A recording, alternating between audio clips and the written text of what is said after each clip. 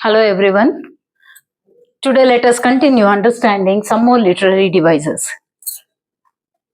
The first one here is being Anapora. Anapora is a deliberate repetition of phrases or words in a poem. These phrases are used in successive lines to create an emphasis and rhythm in the poem.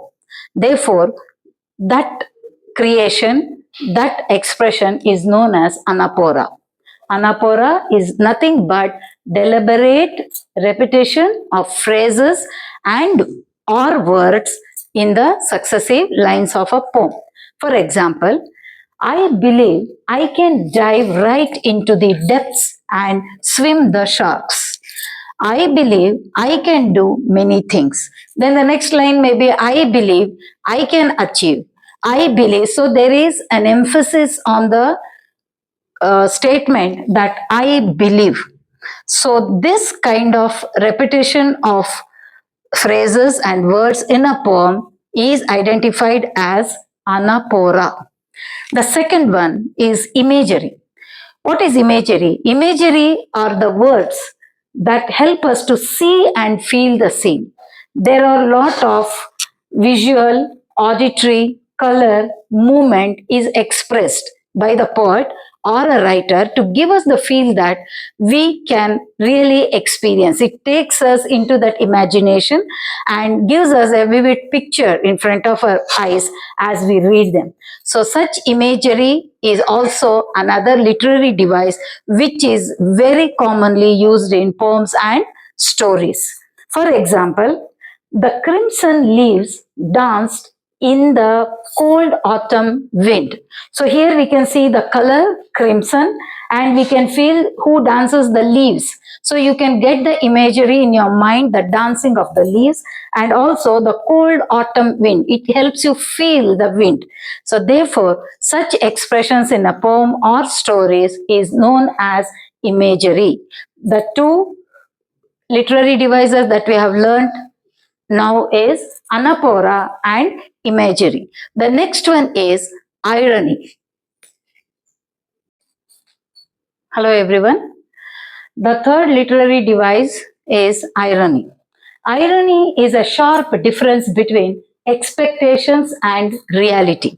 We do certain actions or take some precautionary measures or say something to get a certain expected result. But when applied, the result or the outcome is totally different from what is expected. That is called irony. Let us take a simple real life example. We carry umbrella with us to cover ourselves from the rain and make sure that we stay dry and do not get wet.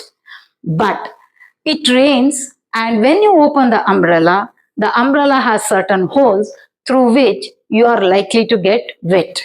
So your expectation was to cover yourself from the rain, but unfortunately, the umbrella itself has a lot of holes that cannot keep you under cover. So this is called irony. In spite having the umbrella with you, you still get wet. So that is called irony. Another example is the swimming instructor is afraid of water. The instructor who is supposed to be very comfortable swimming inside the water and to instruct his participants, he himself is afraid of water. The police station gets robbed. The police and the police station, which is supposed to protect the public, is itself being robbed. The next one is oxymoron. Oxymoron is two opposites or contradictory words that are placed together. Here we have an example, deafening silence. Silence is quietness.